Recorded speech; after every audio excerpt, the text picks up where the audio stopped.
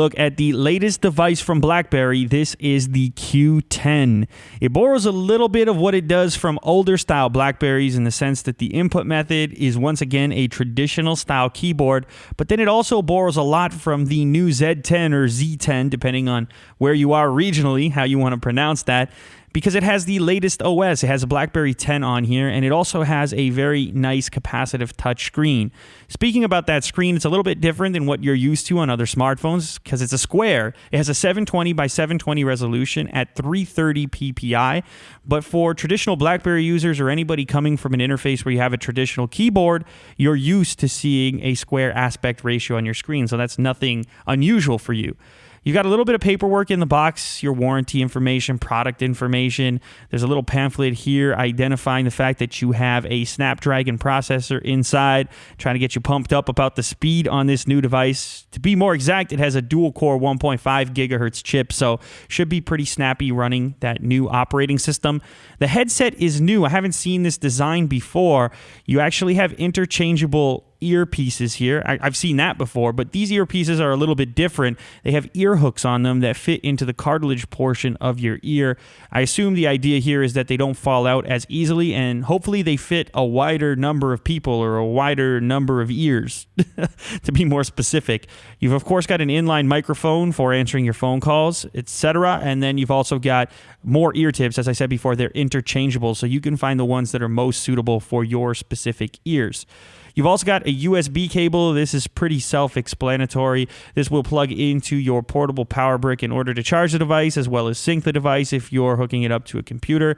You have a battery here as well, a relatively large battery. This is 2100 milliamp hours. I'll go ahead and install this in a moment. Blackberry claims you're going to get 13.5 hours of talk time over 3G on that battery, as well as up to 14.8 days of standby time. Once again, that's on 3G. This phone does support 4G LTE to mention, so you're obviously going to see slightly less battery performance if you happen to be on that improved frequency, that improved data throughput that you can experience with LTE. So the brick is pretty similar to the one that you get with Apple devices. It's just a small little square, or Samsung devices for that matter, and you just plug your USB into there and you are good to go. Taking a closer look at the body of the Q10, you'll notice this carbon fiber-like finish on the back. I'm pretty sure it's just an aesthetic thing. I don't think this is actual carbon fiber, but the material is really, really nice. It's got a soft touch to it, and it's grippy. It doesn't feel like you're going to drop the device, unlike some more slippery models on the market. I'm looking at you, Galaxy S4. SIM card installation is very simple. In this case, I'm using a Telus SIM with full support for 4G LTE, so we should get some blazing speeds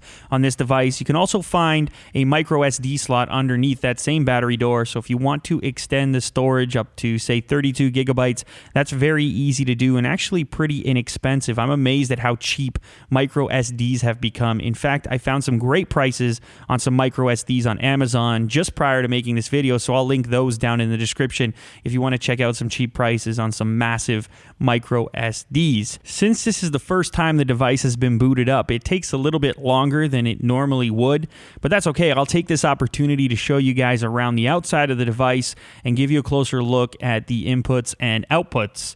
So on the side, this is the left-hand side, you've got your micro USB as well as a micro HDMI, so you can charge the device on the USB and you can output video on that micro HDMI port.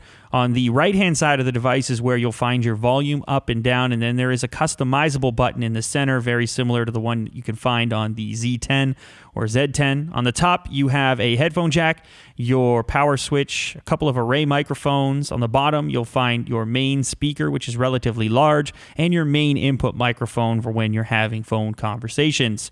The setup is a little bit finicky. If you're familiar already with Blackberry 10, then you don't really need to go through this tutorial. You've got a forward-facing camera as well as your earpiece on the top and some sensors.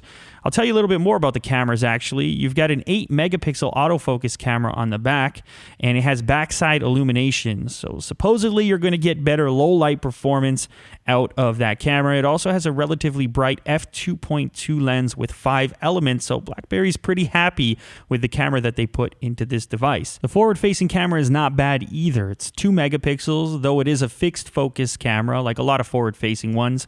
It will support 720p HD video recording, though, so if you like to film yourself, you're all set and ready to go. Anyways, taking a closer look around the interface, it behaves as you'd expect. Your main input method here is touch, much like the Z10 or Z10.